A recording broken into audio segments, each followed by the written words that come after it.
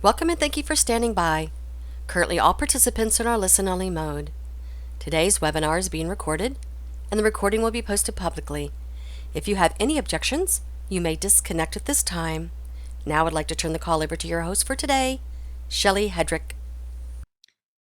Thank you, Lisa, and welcome everybody. Thank you for joining today's webinar about the Census Bureau's Principled Framework for Disclosure Avoidance.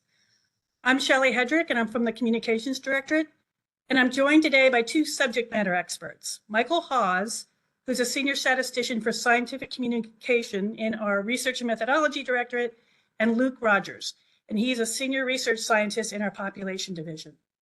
So just some housekeeping to start. Throughout this session, you'll be able to post questions in the Q&A window that's in the WebEx browser. It's at the bottom right of your screen. Our presenters will be answering what they can in that Q&A window, and they'll also address questions at the end of their presentations. Now, if we can't get to your question today, or if you have others, we'll provide some contact information for you to connect with us afterwards. Also, we'll be posting these slides, as well as a recording and a transcript to our website in 2 to 3 weeks.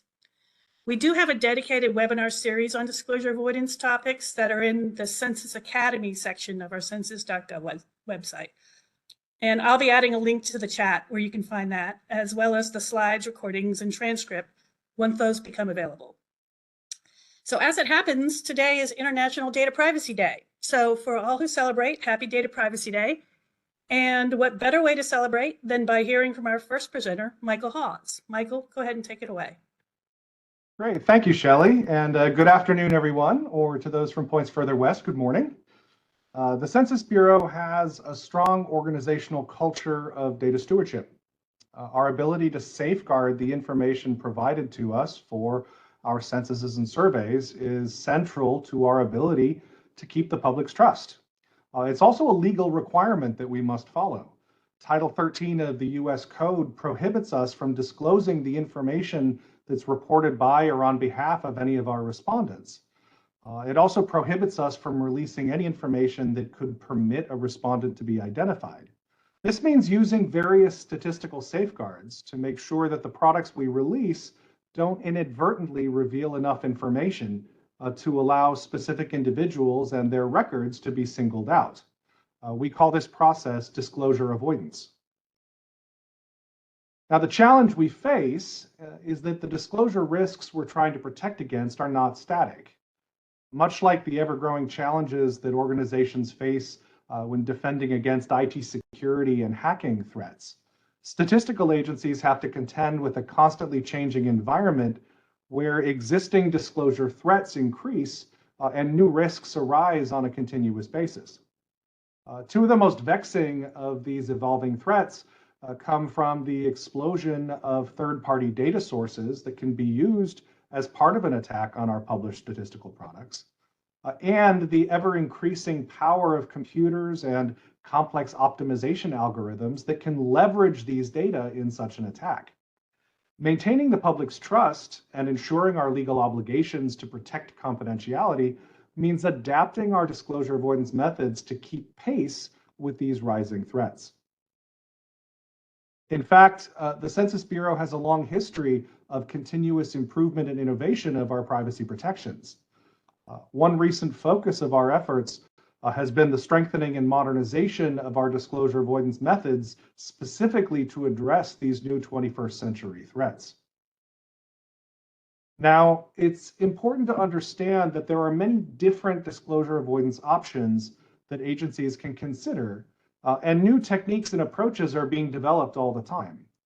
Because many of these statistical methods protect against disclosure in very different ways, it can often be quite challenging to compare and contrast them on an even footing. As the Census Bureau looks ahead to some of the disclosure avoidance decisions we will have to make over the coming years, we realize that we need a scientifically principled way to look at the strengths and weaknesses of these very different disclosure avoidance options in order to properly evaluate between them. To that end, we established a Census Bureau-wide team to develop a framework of principles that we as an agency could use to enable and to guide these evaluations of different disclosure avoidance options. In putting together this Disclosure Avoidance Futures Working Group, or DA Futures for short, we understood that these principles shouldn't be limited in context to any specific census or survey. Rather, they should be a universal set of principles that we can use across the agency to inform disclosure avoidance decision-making for all of our statistical products. To that end, we made sure that the working group had expertise representative of the breadth of our information collections and statistical activities, and of the myriad important ways that the nation uses our statistical products. Ensuring this breadth of expertise required the active participation of subject matter experts from our economic, demographic, decennial, communications, and research and methodology directorates.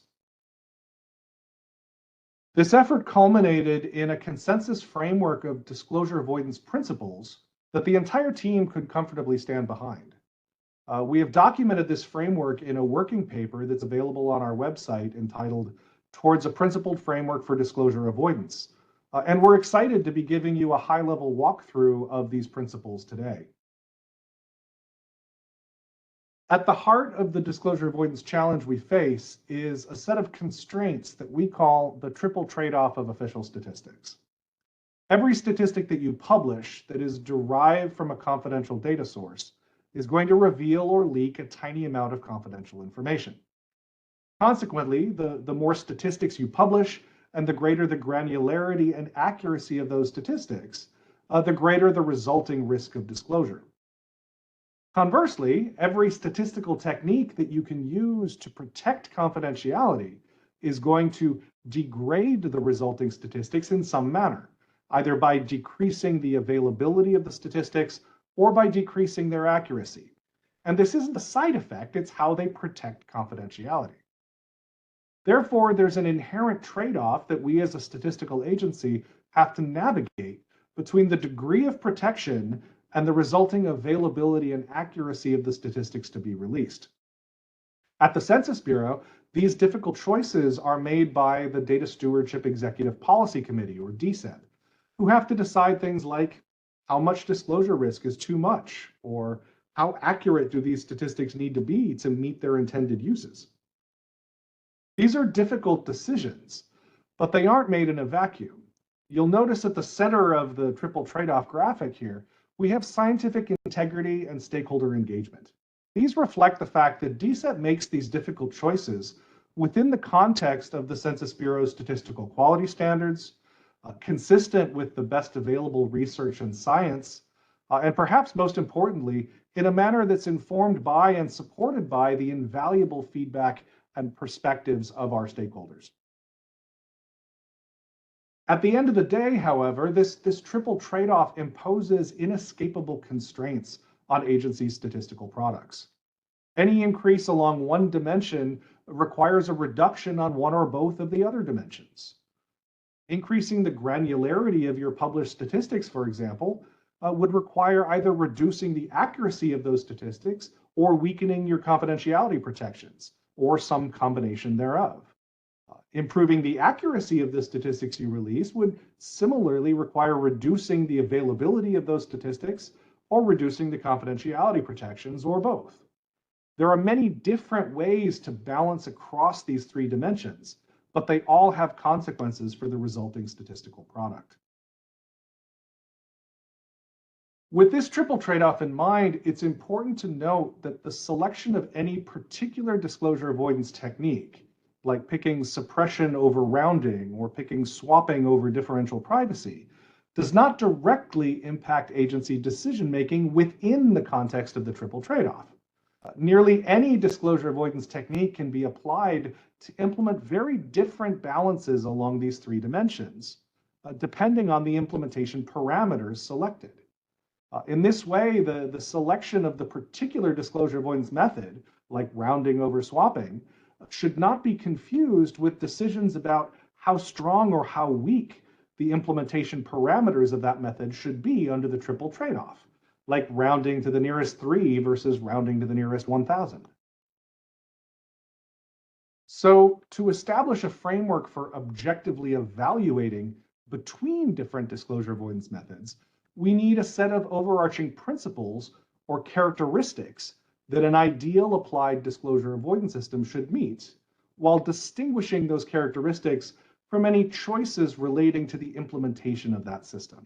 Now, I'll explain in a moment what I mean by an ideal applied disclosure avoidance system. But first, I want to reiterate my point from a moment ago that the exact same disclosure avoidance system can provide a high degree of protection with low accuracy or a minimal degree of protection with high accuracy for any given set of statistical outputs. Finding the proper balance is a choice of the agency that should then be implemented by the system. It's not an inherent feature of the system itself. Both the choice of system and its implementation should be evaluated, but a principled evaluation of a disclosure avoidance system should not hinge on the decisions relating to any particular implementation of that system under the trade-off. Okay, so what did I mean a moment ago when I said the characteristics of an ideal applied disclosure avoidance system? Well, let's start with what is a disclosure avoidance system more generally.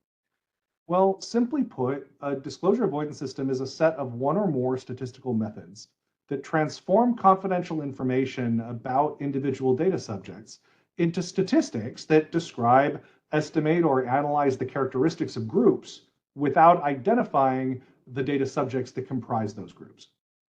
Disclosure avoidance systems accomplish this through the application of one or more statistical techniques to reduce disclosure risk in the products being produced. Now, an applied disclosure avoidance system would be one that performs this function within the operational realities and production cycles of a national statistical office. As such, it acknowledges and is adaptable to the various requirements that stem from the legal, policy, scientific, resource, and stakeholder environments within which it's operating.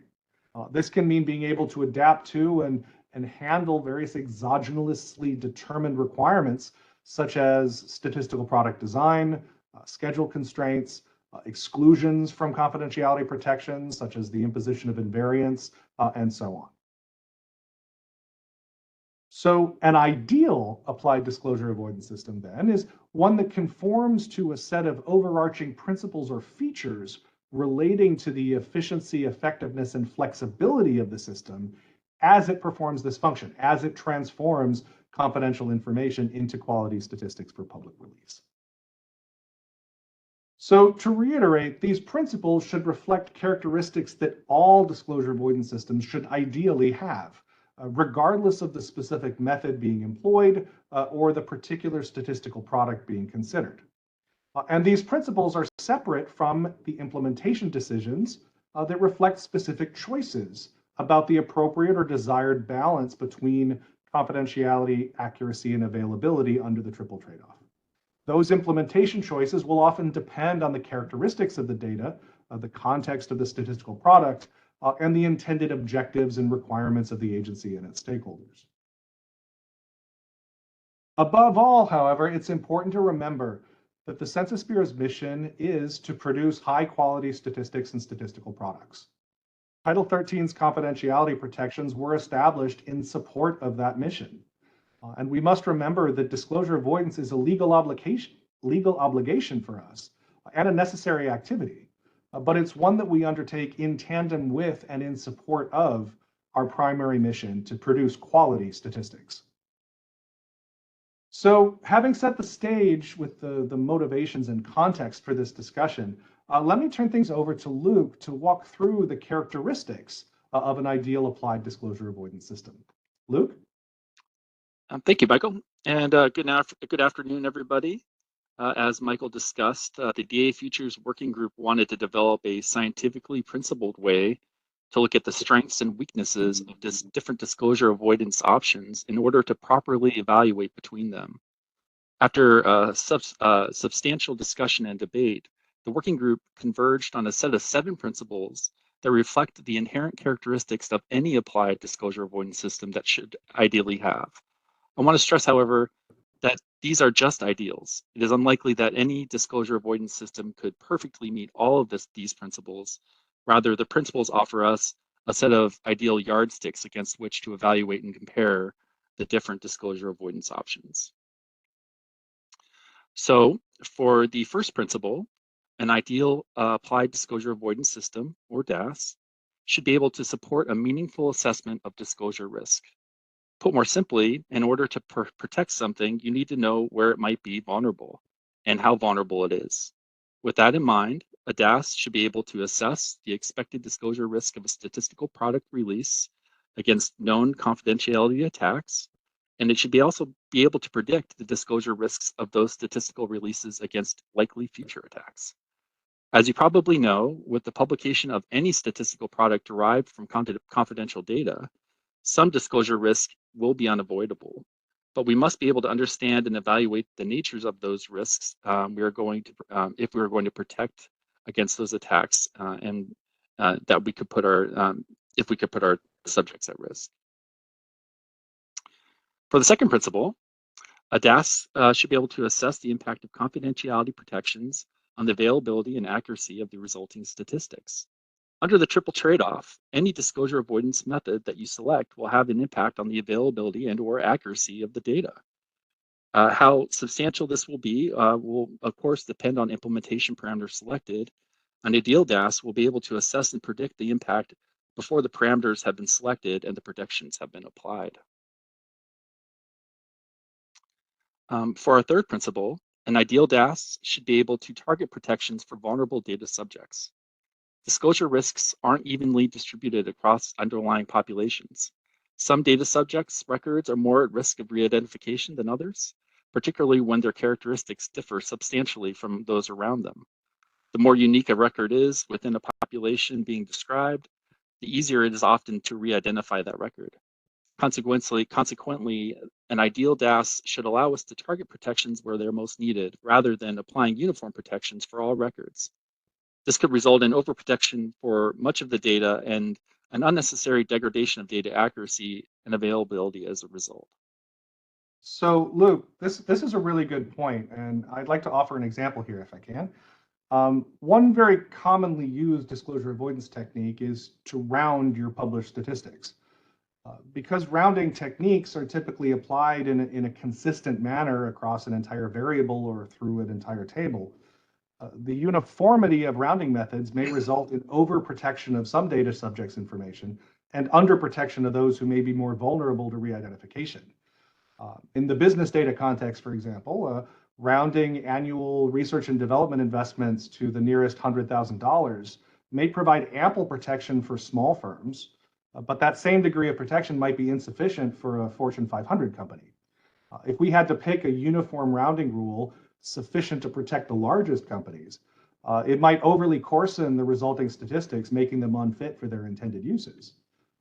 By contrast, suppression methods that rely on like P% rules, for example, can provide variable degrees of protection depending on the relative risk of identifying a particular firm in the statistic. Moving on to principle 4, it should be able to target accuracy for your statistical products.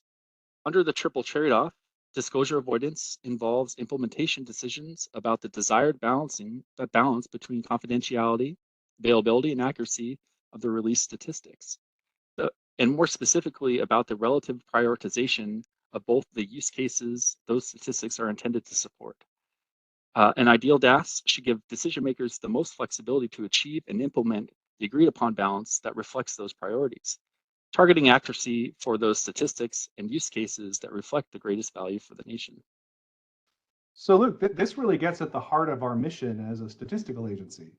We don't publish statistics just for the sake of releasing statistics. We collect and publish our products because the country needs quality statistics to support specific and important use cases.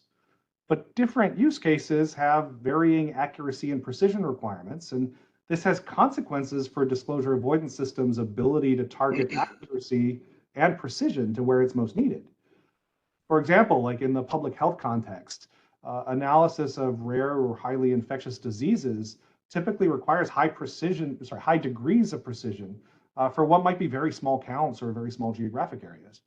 A suppression-based method, such as one that redacts any count below 10, would make it impossible to know if a particular area had 0 cases or 9 cases of the disease, which, depending on the severity, could reflect two very different statistical outcomes. Instead, a potentially more useful disclosure avoidance method that would permit achieving accuracy targets in this context might be reporting the data ranges such as reporting the data in ranges such as like 0, 1 through 5, or 6 through 10 cases, and so on. So a system's ability to target accuracy and precision in support of different use cases is really important to ensuring the resulting usefulness and value of those statistics. Thank you, Michael. That's really interesting. And moving on to Principle 5, an ideal DAS should be able to track cumulative disclosure risk over time. We know that every independent statistic you release from the same confidential data source contributes to the overall disclosure risk, but the cumulative disclosure risk across multiple data releases is not necessarily a linear function. The combined disclosure risk of two products can often be greater than the sum of the individual releases. As a result, the disclosure risk of multiple statistical products using the same data source needs to be considered holistically. Because we often release many statistical products in sequence that are derived from the same underlying confidential data, an ideal DAS will need to assess the combined disclosure risk of multiple related statistical releases over time. Do you happen to have any good examples of how different DA mechanisms might fare against this principle, Michael? That's a good question. Assessing cumulative disclosure risk across independent products can be tricky.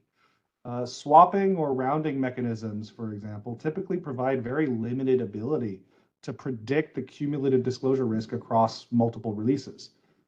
By contrast, linear program cell suppression methods and certain forms of noise injection can more readily account for cumulative disclosure risk across multiple releases. Thanks. So for Principle 6, an ideal DAS should be transparent. As a statistical agency, we have the professional and ethical obligation to be transparent about our methods and about the known limitations of the statistics we produce. Because under the triple trade-off, any application of disclosure avoidance will have unavoidable consequences for the resulting usability of the data, an ideal applied DAS should be explainable to the data users. It should allow for uncertainty that is being introduced to protect confidentiality to be effectively assessed. It should allow for information or tools to be provided to data users to enable them to factor the uncertainty being added into statistical analyses. It should permit external assessment of the degree and scope of confidentiality protection. It should permit external assessment of the efficiency of the system's tuning. In short, an ideal DAS will allow us to explain the impact the system has on the utility of the statistics we release to policymakers and data users. Now, Michael, transparency isn't something we have traditionally thought much about in the context of disclosure avoidance. How might different DA methods fare against this principle? So that's a really good point. The different components of transparency that you mentioned can be challenging for many disclosure avoidance methods. Cell suppression and certain forms of rounding are relatively intuitive to non-technical audiences and permit transparent interpretation of their impacts on data usability. But other methods like swapping may be easy to explain from a methodological standpoint, but their impacts on data accuracy will often be opaque to data users. Still, other methods like formal privacy may permit greater visibility into the impacts on the usability of the statistics, but may be harder to understand conceptually. In short, robust transparency is going to be a challenge for many disclosure avoidance methods, either because of their complexity or because their impact on accuracy can't be readily assessed or communicated to data users. But this is certainly an important principle, and it's one that many disclosure avoidance methods struggle with in one way or another. Great, thank you. So lastly, our seventh principle, an ideal DAS should be feasible. As a statistical agency, we operate within an environment of defined research and production schedules, and often of significant budgetary and human resource constraints. An ideal DAS will need to be able to effectively and efficiently operate within these limits. So we have identified 7 characteristics of an ideal applied disclosure avoidance system that we can use as yardsticks to evaluate the strengths and weaknesses of different candidate disclosure avoidance system options. To that end, it is important to stress that these principles are intended to be a tool for agencies to use in their evaluations. They are not intended to prescribe the use of one particular DAS over another. In fact, there is often going to be a tension between these principles. For example, the sophistication of an approach that can improve risk assessment and tuning can also make transparency or feasibility more challenging. Similarly, not all the principles are necessarily equally important. For a variety of reasons, an agency may place a higher value on transparency or on targeting protections for vulnerable data subjects, because they may consider one feature to be more critical for their organization. Above all, these principles are intended to help differentiate decision-making about the selection of a system that is a particular SDL technique or algorithmic framework from the implementation choices about the desired balance of the triple trade-off. But the principles only give us half of what we need. They help us guide us to the selection of the DAS to use, but they don't help us answer the difficult questions about the implementation choices under the triple trade-off. Determining those implementation choices requires answering some tough questions about the desired balance under the triple trade-off, independent of the selection of which disclosure avoidance mechanism to use. Questions like, how protected is protected enough? Which use cases require the greatest accuracy? Should any data elements be excluded from protection? And what level of granularity is necessary to support adequate coverage across data user groups? To help in answering these questions, the DA Futures Working Group is currently developing a parallel framework to inform discussions and decision-making about these implementation choices and achieving the proper balance under that triple trade-off. We look forward to sharing that framework with you in the near future. Now, before we turn to answering some of your questions, I want to end on a point that Michael brought up earlier in today's presentation. Decision-making about disclosure avoidance is difficult. In addition to making decisions about which disclosure avoidance mechanism to use and evaluating those options under the principles we laid out today, the triple trade-off requires us to make difficult choices about the overall confidentiality protection, availability, and accuracy of our statistical products. At the Census Bureau, those decisions are made by DCEP, but as Michael pointed out, they are not made in a vacuum. Each of these difficult decisions is made based on the best available research and science, guided by the Census Bureau's commitment to scientific integrity, our adherence to our statistical quality standards, and most critically, informed by the feedback and perspectives of our stakeholders. So now let's turn things back over to Shelley and take some of your questions. Thank you. Hi, thank you, Luke. We're going to now turn to your questions. And if you've been using the Q&A feature to ask your question, thank you. Our team has been trying to answer those along the way. And if we haven't answered your question, we may try to answer it out loud. Michael and Luke, we did have a few questions. Let me go ahead and start with the first one. The question is, you say a disclosure avoidance system protects the data subjects within the data sets while providing statistics and insights about the groups those subjects belong to. Have you considered aspects of group privacy? That is, the need or desire to, at times, protect some of those groups? So that's a really interesting question. It's one that I think disclosure avoidance practitioners have increasingly been turning their attention to in some degree or another. I think if you look at the various legal frameworks that statistical agencies operate under that obligate us to protect confidentiality, those are framed very specifically in terms of protecting individual confidentiality, protecting the confidentiality of particular data subjects, whether those are individual people or firms or establishments or organizations, protecting the response information about individual data subjects. It doesn't say anything about protecting group information, but I think we're increasingly finding that there are aspects of group privacy that merit consideration, particularly when you consider that information about one member of a group can be or can contribute to disclosure about other members of the group, or situations where there's a particular risk of harm relating to kind of a group's information versus an individual. So this is something that hasn't traditionally been a focus of disclosure avoidance, but it's something that practitioners are increasingly looking at, and it's certainly something that merits consideration down the road. So I'm looking to see if we have other questions here to answer. Yep. And sorry, I am looking as well. Just a second. I think we do. Oh, here's one. Are these principles listed in order of importance or perceived importance? I can take that one, Luke, if you want me to. No, these are not listed in order of importance. And in fact, as Luke mentioned in his remarks, these principles can often be in tension or in conflict with each other. And the relative importance of one principle over another may vary agency by agency or context by context. There may be situations where transparency is most important.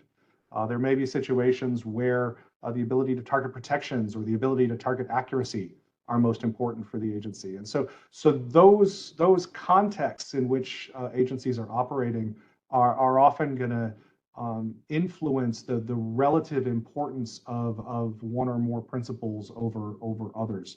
So these are certainly not all equal, and they're certainly not presented in a particular kind of order of importance. Those are really going to vary agency by agency and context by context.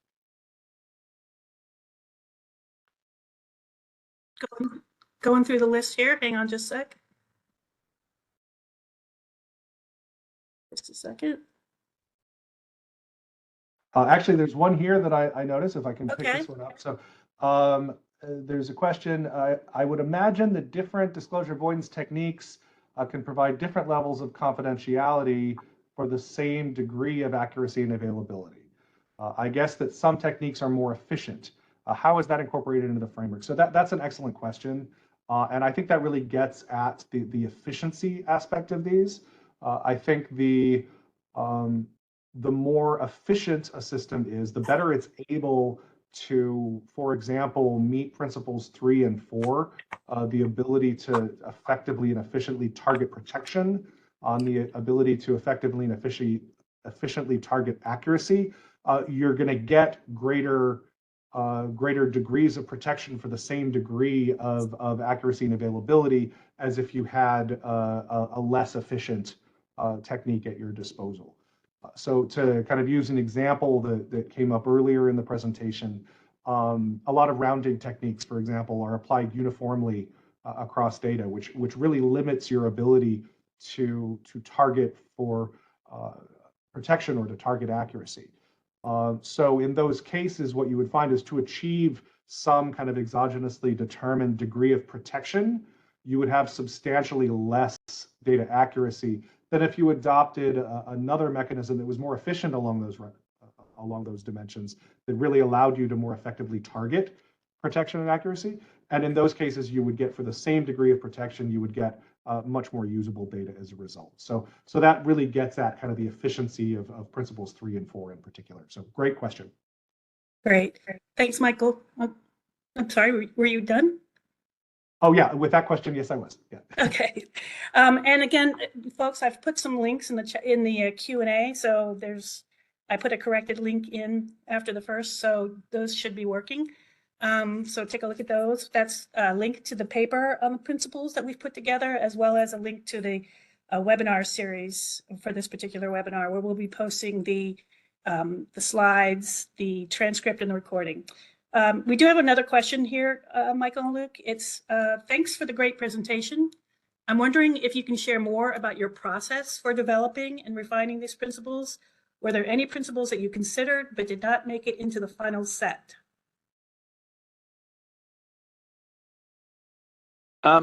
So I can maybe start to speak to this one, and Michael, feel free to jump in. So as a group, I think one of the first things we did was we talked a lot about how the 2020 census went. And we started kind of with this, then we kind of moved into like a core set of principles of just what would a ideal applied disclosure avoidance system look like. So forget about the 2020 census, now that we've kind of recapped lessons learned, but then knowing what we know now, what would an ideal applied disclosure avoidance system look like? And just with all options on the table. And we had all these people with different perspectives chiming in, and we just started kind of brainstorming. And then it was a while ago that we started this process, and it took a lot of meetings, a lot of conversations. But I think as we started documenting and kind of whittling in, like honing in on specific items, we started having certain debates about phrasings and just general conversations about, does that fit into the triple trade-off? Is that something about implementation choices, or is this something more about the principles? And I think that's where we really started to kind of get this clear delineation between those two concepts of there's a difference between choosing a DAS and developing a set of principles about the actual disclosure avoidance system, and then setting aside the implementations choices about how to tune that DAS. And that's why in the presentation, they're very clearly, and we kind of harp on it quite a bit, we try to clearly make them distinctly different ideas. And that was a big part of that early discussion, was just, really teasing those two ideas apart, because when we first started, those were really heavily entangled. And it wasn't until we started coming up with the 7 principles, what became the 7 principles, that we were able to tease out that idea of the triple trade-off, and as a separate framework. So I think that doesn't really answer your question about the deliberations that happened, but I think it kind of gets to the process of, it was a lot of going back and forth and trying to disentangle different concepts that were even, I think for us at times hard to grasp, and hopefully the fruit of those different conversations and deliberations will help you all and help everyone else that's dealing with the similar problems of confidentiality and protecting confidentiality in the future. Yeah, I'll reiterate everything that Luke just said. It really was very much a process of kind of arriving at these, and it involved substantial deliberation and kind of consideration of a lot of different viewpoints and perspectives. And it's really a testament to both the expertise and the passion of the members of the working group that I think we came to the final set that we did, and that it's a set that I know I strongly stand behind and feel we achieved something important here. To the specific question about, like, were there principles that were originally considered that didn't get included, or kind of how did it come about? I think it's not so much that we considered some and got rid of them, as more as we refined what we meant by the principles that we were starting to explore, particularly as we were considering the context in which they could be used. So as Luke mentioned, like this effort originally kind of started as part of our kind of thinking about our experience with disclosure avoidance for the 2020 census, but we didn't want to focus our discussions just on census data. We realized that if we were going to go through this exercise of coming up with a principled framework for evaluating disclosure avoidance systems, we wanted it to be something that applied to all of our disclosure avoidance decisions across the scope of statistical products that we produce, from the econ side of the house to Decennial to the demographic directorate. And doing that made us realize, like, okay, so we need to think broadly about what some of these principles mean, and that required kind of really thinking about what we meant by certain terms. And we had actually very robust discussions about individual words in some of these that were very enlightening for many of us, I think. And we often had to stop because we also didn't want to stack the deck, so to speak, in favor or against any particular method, because all of these statistical methods to protect confidentiality are different tools in our toolbox, and they're all better or worse at what they do in different contexts. And so we wanted to make sure that these principles reflected that, and reflected that there are going to be different situations where different disclosure avoidance approaches are appropriate, and we wanted the principles to help guide us in understanding when that was. And so as we kind of thought about these questions and thought about these characteristics of an ideal system in the context of different types of information collections, in the context of different types of data, it really helped us kind of hone in on what we thought and arrived at as a set of principles that really we hope are kind of universal in this regard. Okay. Okay, great. We had another question here about, this one's about engagement. How do you select the stakeholders for stakeholder engagement? Do you include the general public, or are they just internal stakeholders? So that's an excellent question.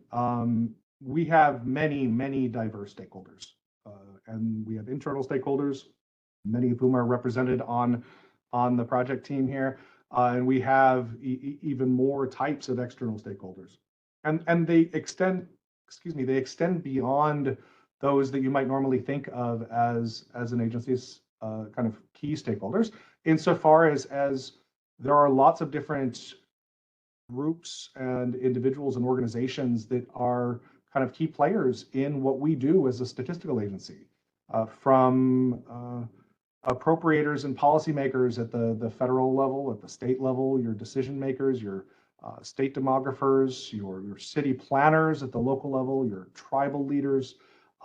You've got privacy advocacy groups. You've got civil society groups advocating for better data about particular sub portions of the population. You've got those advocating for better data on rural communities, those for advocating for better data about places and towns.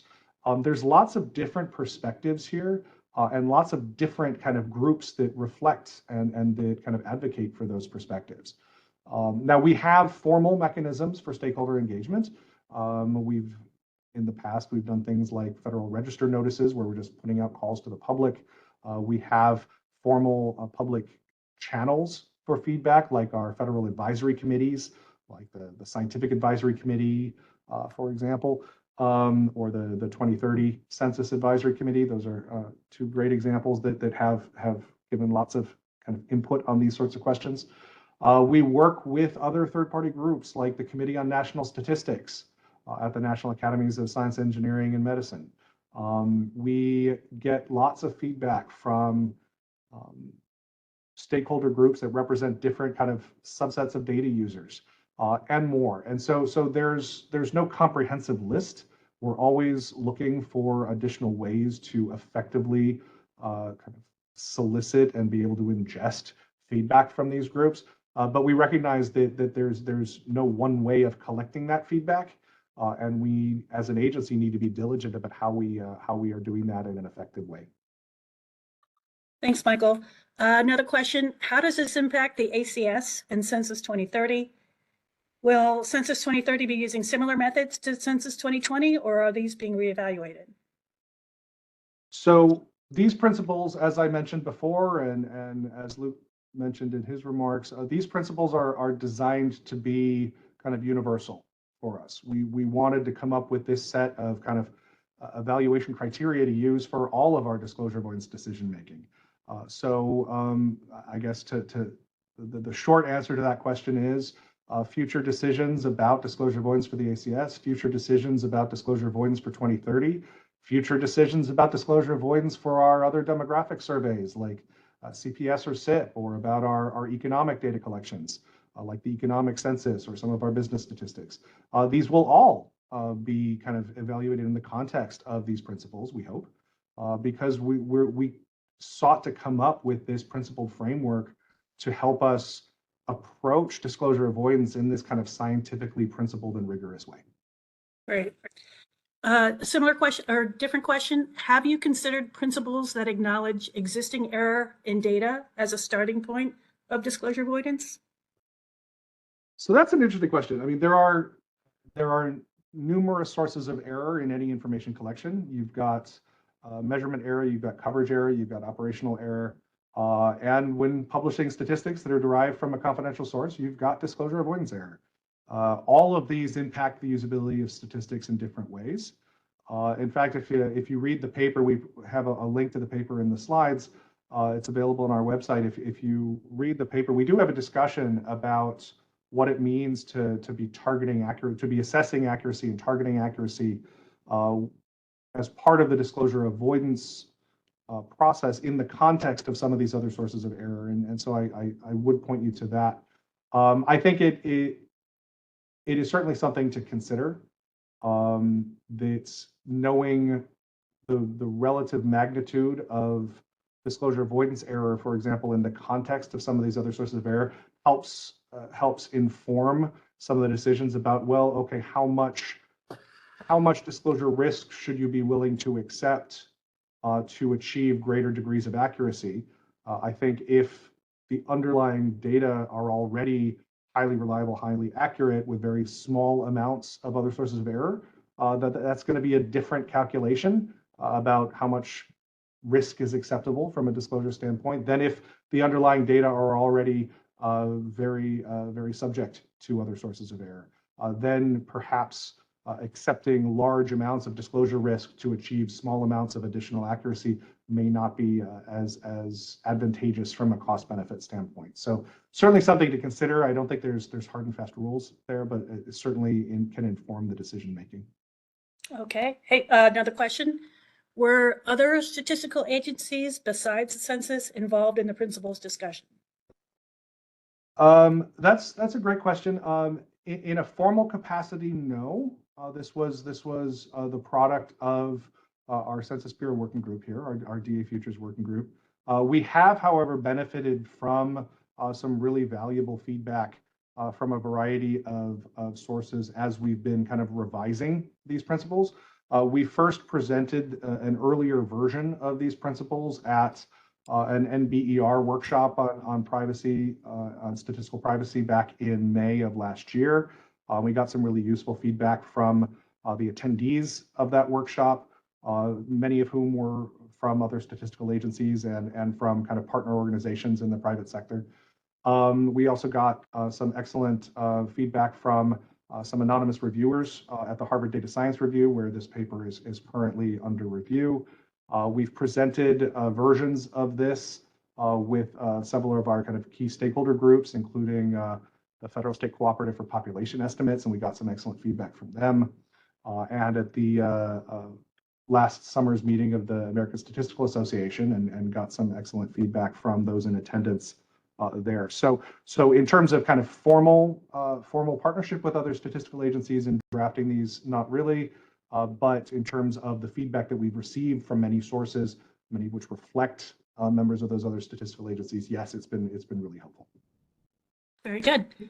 Another question is, have you analyzed or compared the NMF, which is the noisy measurement file, and the data to best understand the effects of DP, meaning differential privacy, versus the decisions made? In other words, whole, integers, etc. Apologies if I've oversimplified what can be done, but curious to know what that might have looked like and how these 7 principles applied to what happened in Census 2020.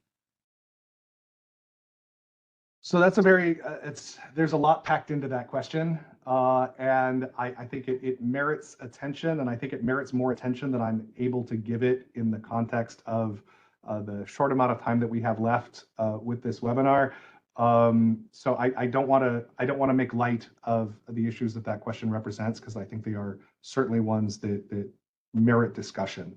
But I'm gonna beg. I can see who submitted that, and I'm gonna beg this person's forgiveness for seeing if I can try to answer it in a separate forum where we can do that topic more justice. Very good. Another question, do you imagine that the weighting of the different principles might differ for different statistical products? And so they might use different DASs. Is consistency of DAS something to aim for? And perhaps that contributes to principle 6, which is transparency. So that's a great question, and I think I touched on this in one of my responses earlier. Absolutely, I think the relative importance of one principle over another can absolutely vary depending on the particular statistical product under consideration. I think there are certain cases, certain types of data products where transparency might be paramount. I think there are others. I can particularly think of some very sensitive surveys that we collect here at the Census Bureau, or that other statistical agencies like National Center for Health Statistics, for example, collects where the primary objective might be making sure that you can properly target protections. If you're talking about really sensitive data subjects that or data elements that could cause irreparable harm to your survey participants. So I think, yeah, based on the agency's context, based on the context of the particular statistical product being considered, I think you can absolutely have different kind of relative prioritizations of these principles. And that's certainly something that an agency should be aware of and should certainly consider. There's no one set of kind of priorities that should be followed. These are a set of yardsticks to use, and which yardstick is going to be most important will vary depending on the situation. Okay, another question. Did you do any practice decisions on use cases examples based on the framework as it was being developed? And if so, what kind of scenarios did you consider? So that is a fantastic question, and really gets at the heart of much of what my role was during some of the discussions that we had. I frequently had to put myself in the context of devil's advocate, making sure that as we were coming up with nuances, as we were trying to settle in on kind of the precision of the principles as we laid them out, that we were thinking about the ramifications that these principles would have in very different contexts. So I've been involved in disclosure avoidance within the federal government for the better part of a decade and a half, and I've done these kinds of things in a lot of different contexts. And so I found myself thinking back about, okay, how might these principles have been interpreted, or the draft principles at the time be interpreted in the context of decisions about disclosure avoidance for the civil rights data collection that the U.S. Department of Education publishes, or in the context of some of our economic surveys, or in the context of health data that I've been asked to opine on at one time or another, and looking at how these might be interpreted or more or less informative as principles when thinking about one type of disclosure avoidance approach over another. And so there was a lot of these kinds of exercises, these hypotheticals or kind of walk through case studies. How might these have been used in some of those decision making? And it was very informative, and it helped us kind of hone in on I think what is very precise language that can apply no matter the context. Okay. Another question. We still have a few more minutes, so I think we can get a couple more in. The question is, do you have thoughts on how Principle 5 to track cumulative disclosure over time might be relevant to releasing results of analysis conducted by external researchers and FSRDCs? It seems like it might be important. It is very important. And I think, and I thank you for that question. Tracking cumulative risk over different products and over particularly different types of uses of the statistics, I think is particularly vexing in some situations more than others. I think it's a very different animal, so to speak, to think about tracking cumulative disclosure risk when you're talking exclusively about releasing sets of tables, like sets of statistical tables, which is kind of the traditional form of a statistical agency's data products. But I think bringing up kind of researchers in the Federal Statistical Research Data Centers is a really interesting point, because, okay, how do you, if you've historically been focused on tracking cumulative risk over data tables, how do you then incorporate the incremental, if marginal, added disclosure risk of an extensive set of model parameters or regression coefficients? Those may have a very different kind of disclosure risk profile to them, and are going to contribute to the overall disclosure risk in very different ways. And so having kind of unified frameworks that allow you to really effectively track disclosure risk across those different types of things can be very challenging. And I think, to my knowledge, there is no disclosure avoidance method that is foolproof for any type of disclosure avoidance, or sorry, for any type of statistical output that's foolproof in this kind of tracking. Some do a better job than others, certainly. I know formal privacy has gotten a lot of attention in this regard, but there are some types of analyses, some types of model parameters where there's no effective way for formal privacy to evaluate the disclosure risk or to evaluate it in kind of tangible ways. So this is certainly a work in progress, and certainly something that is going to require a lot more research over the coming years to fully answer. Okay, and I think we just have time for one more question. This is, to what degree does the application of a DAS require an understanding of how the data are to be used after publication? How are those uses evaluated for 2020, and how will they be evaluated for 2030? So I think we don't have time to answer the second part of that about how they were used in 2020 or how they'll be used for 2030 or for kind of any other kind of concrete case. I think that's a much more extensive discussion. But I think to the first part of the question, which I think is a really, really useful one, I would say that is exactly what Principle 4 is all about. The ability to target accuracy as part of your ability to produce quality statistics is essential for a disclosure avoidance system. Our goal is to produce quality statistics. Doing that means knowing how the statistics are going to be used, so that you can maximize for any given level of protection, so that you can maximize the usability of the statistics you're releasing. And usability here is both of the other dimensions. It's the accuracy dimension, certainly, and it's also the availability dimension. Are you producing all the statistics that are necessary to support those really important use cases? And are you releasing those statistics with a degree of accuracy and precision sufficient to support those uses in an effective way? So in order to even be measurable against principle number 4, you have to be able to understand how the data are going to be used. Luke, I know this is something near and dear to your heart. Do you want to add to that? I was going to say, in addition to and separate from the principles, the understanding the use cases from the stakeholders particularly is critical to tuning that the triple trade-off. So it's a big part of that component that we'll be talking about in the future. So stay tuned for our work when we start talking more about that publicly. Great. Okay, well then that wraps up today's webinar, but I want to say that there were a couple questions we couldn't get to. We do have an inbox, and that is 2030 DAS, 2030 DAS at census.gov. So please don't hesitate to send us your questions or comments to that inbox. And you know, as I mentioned earlier, we will be having the slides, the recording, and the transcript posted in that Census Academy page in the next 2 to 3 weeks. There should be both of the links that I posted a little earlier should be working. I originally posted a bad one, but they're both should be good at this point. You might have to click on, you know, continue to an external website to be able to access them, since we're coming in from, you know, the WebEx platform, but it should be working. Thanks to everyone who joined us. Thank you for your excellent questions. And thank you, our presenters, Michael and Luke. Have a great rest of your day.